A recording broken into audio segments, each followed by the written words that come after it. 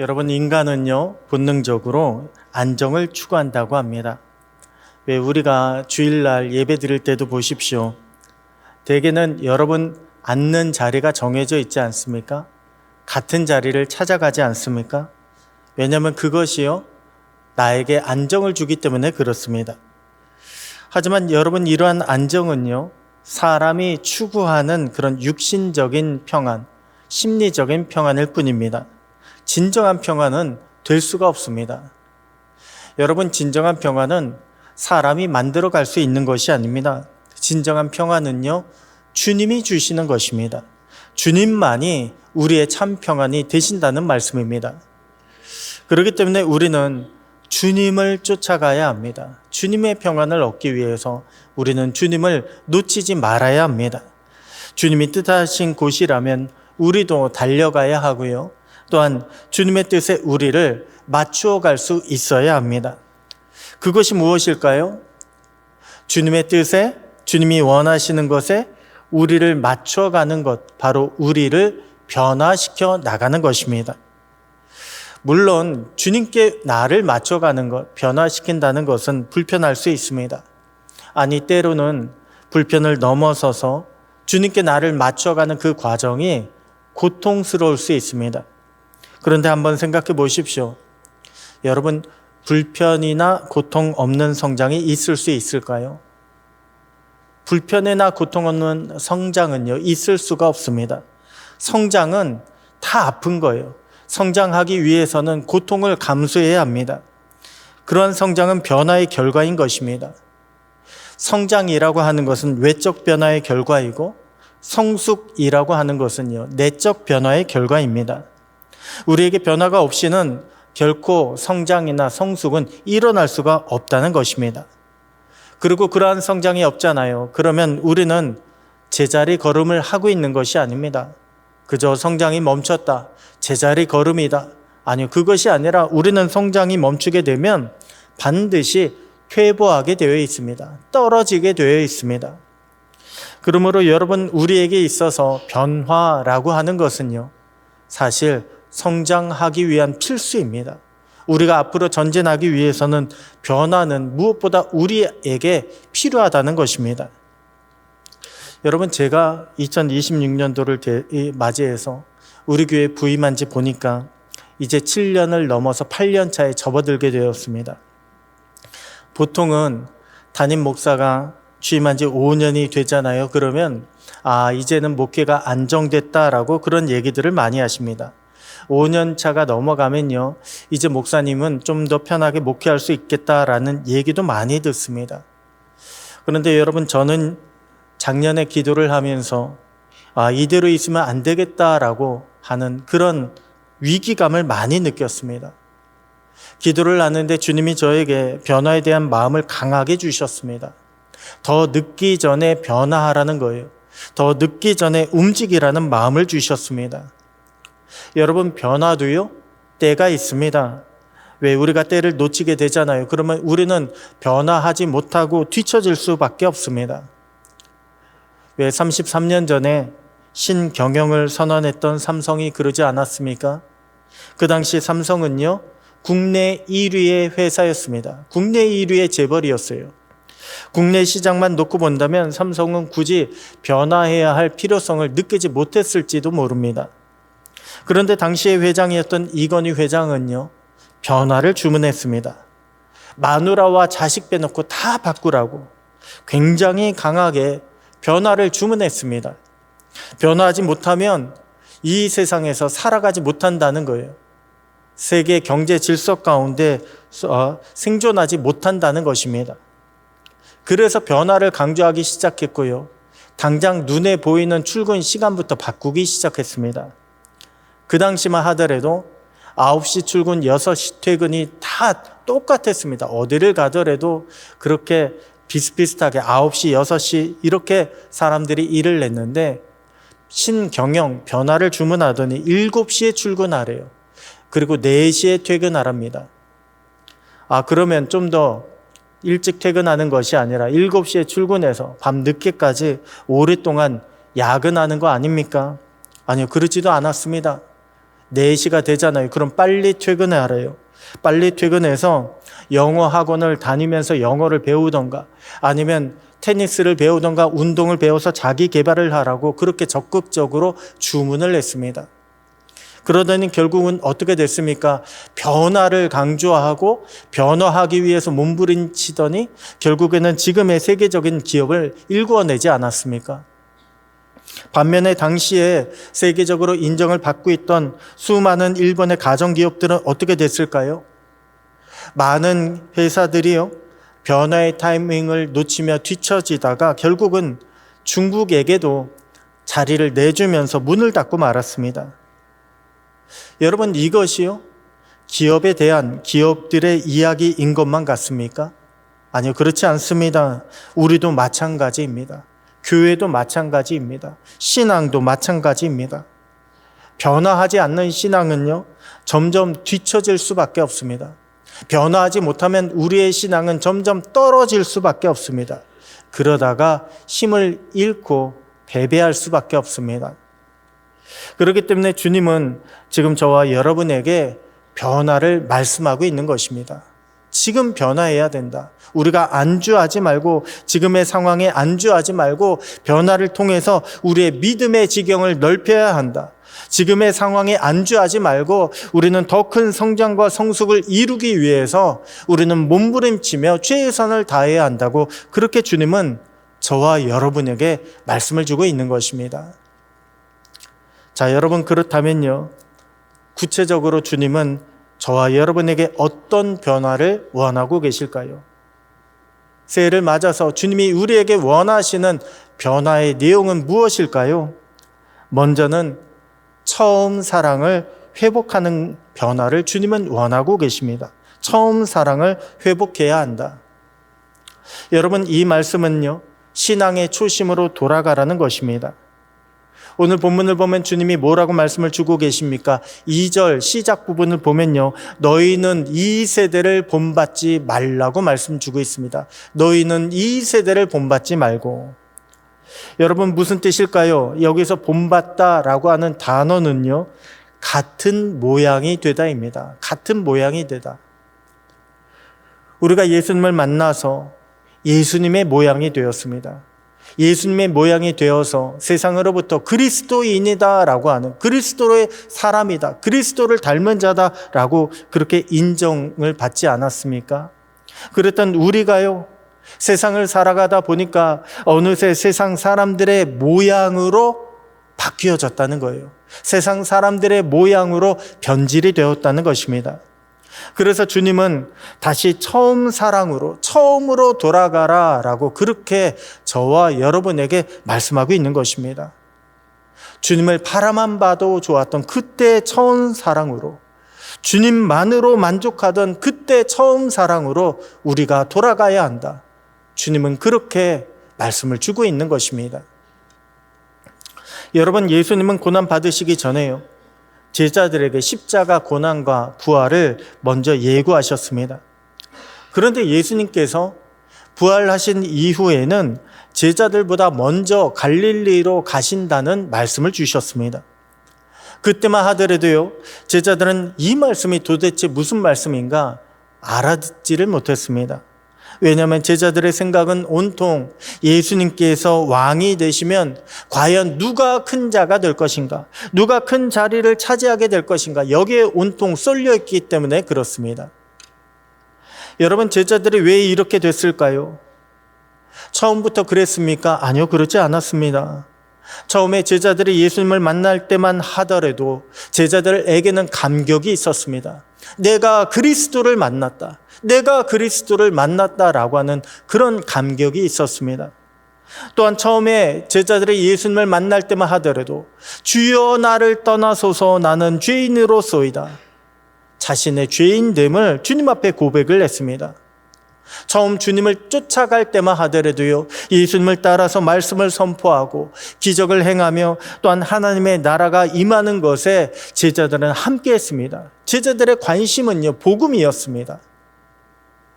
자, 그런데 오병이어 기적 이후부터요, 사람들이 예수님을 진짜 유대인의 왕으로 세우기 위해서 쫓아다니기 시작합니다.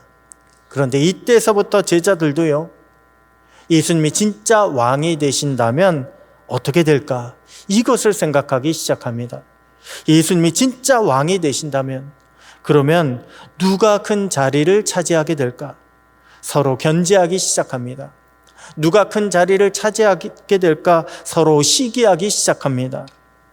그때서부터 우리 주님의 말씀이 제자들에게 제대로 들리지 않게 됩니다. 그런 제자들을 예수님은요, 부활을 목격하게 되면 내가 다시 살아난 후에 너희보다 먼저 갈릴리로 갈 테니 갈릴리로 오라라고 그렇게 부르셨습니다.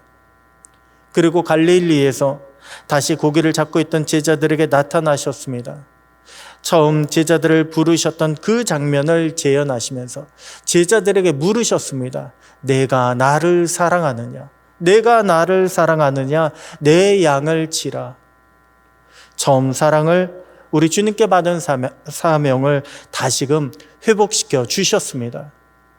그렇게 주님은요, 제자들의 처음 사랑을 회복시키면서 그들의 믿음을 변화시켜 주셨던 것입니다.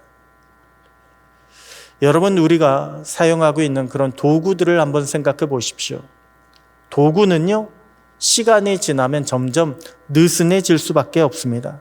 도구는 시간이 지나면 우리가 사용하면 사용할수록 변형이 일어날 수밖에 없습니다. 그런데 그런 변형은요, 갑자기 일어나는 것이 아닙니다. 오랜 시간 우리가 사용하면서 서서히 변형이 나타나게 됩니다. 그래서 우리는 내가 사용하고 있는 도구가 변형이 된다라고 하는 것을요, 잘 느끼지 못합니다. 아니, 오히려 이제는 그것에 익숙해져서 변형된 것이 훨씬 더 편하게 느껴지기까지 합니다. 그래서 도구가 이제는 좀 느슨해졌으니까, 변형이 됐으니까 다시 처음 상태로 돌리자라고 그렇게 이야기하면요, 아니다, 나는 이 상태가 좋다, 나는 바꾸지 않겠다라고 그렇게 고집을 피우기도 합니다. 하지만 여러분, 우리는요, 나를 위해서 살아가는 사람이 아닙니다. 내게 맞는 것을 추구하는 사람들이 아닙니다. 우리는 주님을 위해서 부르심을 받은 사람들입니다. 그 말은 우리가 나를 위해서 일하는 것이 아니라 우리는 주님을 위해서 일하는 자라는 거예요. 주님을 위해서 저와 여러분이 부르심을 받았다는 것입니다. 그렇다면 우리는요, 내게 익숙한 것이 중요한 것이 아니라 우리 주님께 나를 맞추어 가는 것이 더 중요합니다. 처음 주님을 만나서 모든 것을 다 내려놓았던 처음 신앙을 회복하고 처음 사랑으로 돌아갈 줄 알아야 합니다. 그것이 오늘 저와 여러분에게 필요한 변화입니다. 아니, 앞으로도 계속해서 우리에게 있어야 하는 변화, 우리에게 나타나야 하는 변화입니다. 첫사랑을 우리가 놓치지 않는 것, 첫사랑으로 우리가 주님을 계속해서 사랑하는 것, 그래야 우리가 주님의 뜻에서 벗어나지 않을 수 있습니다. 그럴 때 우리가 주님의 역사에 동참할 수 있게 되는 것입니다. 여러분, 우리도 한번 돌아보시기 바랍니다. 새해를 맞아서 우리도 어느새 주여 그럴 수 없나이다, 주님 앞에 고집 부리는 그런 신앙의 모습이 생기지는 않았습니까? 우리 안에 이런 모습이 있다면 먼저 이것부터 회개하시고, 주님, 내가 주님 사랑하는 줄 주께서 아시나이다, 처음 사랑을 회복하며 순종할 수 있는 변화가 오늘 저와 여러분 가운데 나타날 수 있게 되기를 소원합니다. 그래서 그 첫사랑의 마음으로 주님을 쫓아가고 첫사랑에 받은 그 은혜 가운데 모든 것이 은혜가 넘치는 그런 저와 여러분, 우리 밀양 성결 교회가 되기를 주님의 이름으로 축복합니다. 다음으로 주님은 새해를 맞이해서 저와 여러분에게 어떤 변화를 원하고 계실까요? 바로 자기 이미지를 고치는 변화를 원하고 계십니다. 자기 이미지를 고친다. 무슨 뜻입니까? 우리는 변화라고 하면요, 말이나 행동 같은 외적인 것들을 많이 생각합니다. 외적인 요인들을 많이 생각하지만 무엇보다 우리가 변해야 할 것은요, 내 안에 있는 자아라고 하는 거예요. 내 안에 있는 자아. 나를 움직이고 있는 그 자아가 변해야 진짜 내가 변하게 된다는 것입니다. 그래서 오늘 본문 중간에는 뭐라고 말씀하고 있습니까? 오직 마음을 새롭게 함으로 변화를 받으라고 말씀하고 있는 것입니다. 우리의 마음이요, 우리의 생각이, 내 안에 있는 믿음이 새로워지지 않는다면 진정한 변화는 일어날 수가 없다는 것입니다. 여러분, 믿음을 한번 생각해 보십시오. 우리의 믿음이 무엇입니까? 1차적으로 믿음은요, 주님에 대한 나의 믿음이 믿음이에요. 그런데 그렇게 믿음이 생기게 되면 다음으로 나에 대한 믿음도 반드시 생기게 되어 있습니다. 왜냐하면 이제부터 나는 하나님의 백성이 되었기 때문에 그렇습니다. 이제부터 나는 하나님의 자녀가 되었기 때문에 나에 대한 믿음도요, 반드시 바뀌게 되어 있습니다. 그래서 믿음이 생기면요, 내 안에 있는 자아도요, 믿음의 자아도 바뀌게 되어 있어요. 하나님의 자녀가 되었다는 그런 자아가 생기고, 그런 하나님의 자녀가 되었다는 기쁨이 내 안에 생기게 되어 있고, 또한 그로 말미암은 용기 또한 내 안에 일어나게 되어 있습니다. 여러분, 출애굽한 이스라엘 1세대가요, 왜 가나안 땅에 들어가지 못했습니까? 이미 그들에게는 하나님의 언약이 있었잖아요. 또한 하나님께서 그들과 함께 하신다는 여러 증거들을 경험하지 않았습니까? 그렇게 출애굽한 1세대들을 보면 그들의 겉모습은 하나님의 백성처럼 보였습니다. 그런데 그들이요, 막상 가나안 땅에 도착해서 가나안 땅에 살고 있는 거인들, 대장부들을 보게 되니까 그들은 스스로 고백하기를 우리는 메뚜기와 같다라고 그렇게 고백을 하고 있습니다. 하나님께서 그들의 하나님이 되셨지만, 그들은 여호와 하나님, 유일하신 하나님의 백성이 되었지만 그들의 자아는요, 조금도 달라지지 않은 거예요. 우리는 메뚜기와 같습니다. 그래서 그들이 가나안 땅에 들어가지 못한 것입니다. 반대로 다윗은요, 어떻게 거인 골리앗을 쓰러뜨릴 수가 있었을까요? 당시 이스라엘 백성들은 크고 힘이 셌던 골리앗의 그 외적인 모습에 집중을 했습니다. 그래서 그 큰 갑옷, 무시무시한 그 무기를 들고 있는 그 골리앗을 용사라고 불렀습니다. 하지만 다윗은요, 골리앗의 외적인 모습에 집중하지 않았습니다. 다윗이 집중했던 것은 우리가 누구냐예요. 우리가 누구냐? 내가 누구냐? 나 자신에게 다윗은 집중을 했습니다. 우리는 살아계신 하나님의 군대이고 저 거인은 그저 할례받지 않은 블레셋 사람일 뿐이라는 거예요. 골리앗에게 집중한 것이 아니라 내가 하나님의 백성이다, 내가 하나님의 군대다라고 나 자신에게 다윗은 집중을 했습니다.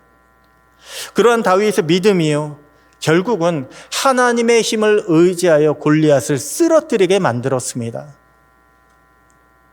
여러분, 우리가 죄를 자꾸만 반복해서 짓는 이유도요, 바로 이런 이유 때문입니다. 우리가 우리를 믿지 못하는 거예요. 우리는 하나님의 자녀가 되었고 우리에게는 예수 그리스도의 보혈의 능력이 있음에도 불구하고 우리가 나를 믿지 못하는 것입니다. 주님은 십자가 보혈로요, 우리가 그 모든 죄의 유혹을 물리칠 수 있고 끊어낼 수 있는 그런 힘을 주셨습니다. 우리에게는 보혈의 능력이 있습니다. 보혈의 힘이 있습니다. 그런데도 우리는 여전히요, 죄의 유혹 앞에서 나는 연약하다고, 나는 안 된다고, 나는 할 수 없다고 그렇게 생각하기 때문에, 스스로 그렇게 생각하기 때문에 자꾸만 죄를 반복해서 짓게 되는 것입니다. 여러분, 내가 누구이냐라고 하는 그런 이미지가 변화되지 않으면요, 우리의 믿음 또한 변화되기가 쉽지가 않습니다. 그렇기 때문에 우리는 주님을 인격적으로 만나야 하는 거예요. 우리가 주님을 인격적으로 만나게 되면 주님이 얼마나 나를 사랑하시는가를 비로소 깨달을 수가 있습니다. 우리가 주님을 인격적으로 만나게 되면 내가 얼마나 소중한 존재인가, 그것을 발견할 수가 있습니다. 그래서 주님이 나를 위해서 흘리신 그 보혈의 피가, 보혈의 능력이 나의 능력이 되고 나의 힘이 된다는 것을 발견하게 됩니다. 자, 그러면 조건과 환경을 바라보는 것 또한 달라질 수밖에 없습니다. 이전만 하더라도요, 눈에 보이는 나를 둘러싼 조건과 환경에 얽매일 수밖에 없지만, 아니요, 이제는 그것을 뛰어넘는 우리 주님이 나의 능력이 되신다는 것을 우리는 발견하게 되는 거예요. 그러면 똑같은 조건과 똑같은 환경에 둘러싸여 있을지라도 우리는 다른 결과를 만들어낼 수 있게 되는 것입니다. 여러분, 엘리야가요, 가뭄 때 찾아갔던 사르밧의 과부가 바로 그러했습니다. 당시의 가뭄이 얼마나 극심했던지요. 사르밧 과부의 집에 드디어 마침내 먹을 것이 떨어지게 되었습니다. 이제 과부는 가루 한 움큼과 기름 조금 가지고 마지막 식사를 만들어서 먹고 아들과 함께 죽음을 기다리려고 했습니다. 그런데 그때요, 엘리야가 찾아옵니다. 그리고 엘리야는 과부에게 그것을, 음식을, 작은 빵을 만들어서 자기에게 달라고 이야기합니다. 아니 여러분, 벼룩의 간을 빼먹지요. 어떻게 조금밖에 없어서 이것 먹고 죽음을 기다리려고 하는 가난한 과부의 마지막 식사를 달라고 요청할 수가 있습니까? 그런데 이 여인에게 엘리야는 하나님의 말씀을 선포합니다. 그러자 과부의 시각이요, 하나님의 말씀으로 말미암아 달라지기 시작합니다. 방금 전만 하더라도 과부는요, 없다고 이야기했어요. 나는 없습니다. 나는 이것밖에 없습니다. 이것 먹고 나는 죽을 수밖에 없습니다. 그렇게 없다고 생각했던, 절망했던 그런 과부가 하나님의 말씀을 듣게 되니까 하나님의 말씀대로 대접할 수 있는 사람으로 바뀌게 되었습니다. 무엇이 바뀌었을까요? 내가 가지고 있는 그 조그만 가루, 조그만 기름, 이거는 변한 것이 없습니다. 그런데 이거 가지고 나는 없다고 생각했던 과부의 시각이요, 내게 이것이 있구나라고 그렇게 바뀌게 된 거예요. 내가 이것을 가지고 하나님의 사람에게 드릴 수 있구나라고 바뀌게 된 것입니다. 과부는 자신을 바라보는 시각이요, 하나님의 말씀이 들리자 완전히 바뀌게 된 것입니다. 그것이 기적의 씨앗이 되어서 결국에는 비가 오는 그날까지 기름이 떨어지지 아니하고 가루가 떨어지지 않아서 과부와 그 아들이요, 먹고 살아갈 수 있게 된 것입니다. 여러분, 지금까지 죄의 유혹에 끌려다니시던 분이 계십니까? 죄의 유혹에 끌려다니고 세상 염려와 근심에 끌려다니고 그리고 반복된 실패에 끌려다니던 분이 계십니까? 그런 인생이 있으시다면 이 시간 우리 주님, 우리의 능력이 되시고 우리의 모든 것 되시는 우리 주님의 능력으로 예수 보혈의 피를 의지하여 끊어낼 수 있는 그런 역사가 일어날 수 있게 되기를 축복합니다. 우리가 우리 주님을 믿을 때에 그때 우리 안에 내 모습이 변화가 되는 거예요. 내 모습이 두려워 떨던 겁장의 모습에서, 죄 앞에 한없이 굴복하던 그런 모습에서 이제는 믿음의 용사의 모습으로 거듭나게 되는 것입니다. 오늘 이러한 거듭남의 역사가 저와 여러분 가운데 일어날 수 있게 되기를 축복합니다. 그래서 올 한 해 우리의 속사람이 변화가 되고 그로 말미암아 언제나 담대하게 주님을 의지하여 이겨내고 주님을 의지하여 승리하는 저와 여러분, 여러분의 가정들 다 되시기를 주님의 이름으로 축복합니다. 마지막으로 주님은 저와 여러분에게 어떤 변화를 원하고 계실까요? 바로 인생의 목적이 바뀌는 그러한 변화를 우리에게 원하고 계십니다. 인생의 목적이 바뀌어야 한다. 여러분, 우리는 모두 목적이 이끄는 삶을 살아가고 있습니다. 목적이 이끄는 삶. 무슨 뜻입니까? 누구는요, 얼마를 모아야겠다. 물질이 목표인 사람이 있어요. 그래서 얼마를 모으기 위해서 일생을 살아가는 사람이 있습니다. 또한 누구는요, 결혼해 자녀를 키우면서 자녀가 잘 되기만 바라는 자녀가 목표인 사람이 있습니다. 밤낮 자녀만 바라보는 거예요. 자녀의 뒷바라지하는 그런 사람이 있습니다. 또 어떤 분들은 한번 사는 인생 즐기며 살자라고 여행과 취미로 인생을 보내는 그런 분들이 있습니다. 그렇게 인생의 목표가요, 우리를 끌고 가고 있는 거예요. 그래서 해마다 새해가 시작이 되면 다시금 새롭게 인생의 목표를 세우고 또한 그 목표를 향해서 우리는 달려가게 되어 있습니다. 그런데 여러분, 우리가요, 반드시 알아야 될 것이 하나가 있습니다. 바로 모든 인생의 끝에는 주님이 계시다는 거예요. 모든 인생의 끝에는 주님이 계시다는 것입니다. 누구도 인생의 마지막에 우리 주님을 피해갈 수가 없습니다. 우리가 생각했던 그 목적들, 아니요, 그것은요, 끝이 아니라 단지 우리가 거쳐가는 중간인 거예요. 우리 인생의 모든 끝에 최종 목적지는 바로 우리 주님이 계십니다. 우리가 돈을 많이 모으게 되면 어떤 일이 벌어질까요? 우리가 돈을 많이 모으잖아요. 그러면 마지막 목적지에 주님을 만나서 주님이 우리에게 물어보실 것입니다. 그 돈 가지고 무엇을 했냐? 주님은 그렇게 물어보실 것입니다. 우리가 자녀 성공에 전심을 쏟았다면요, 우리가 주님을 만났을 때에 주님은 우리에게 물어보실 것입니다. 그래서 자녀들은 신앙적으로 잘 살고 있느냐? 이렇게 물어보실 것입니다. 또한 우리가 행복한 인생을 추구했다면 주님은 우리에게 무엇을 남겼느냐고 물어보실 것입니다.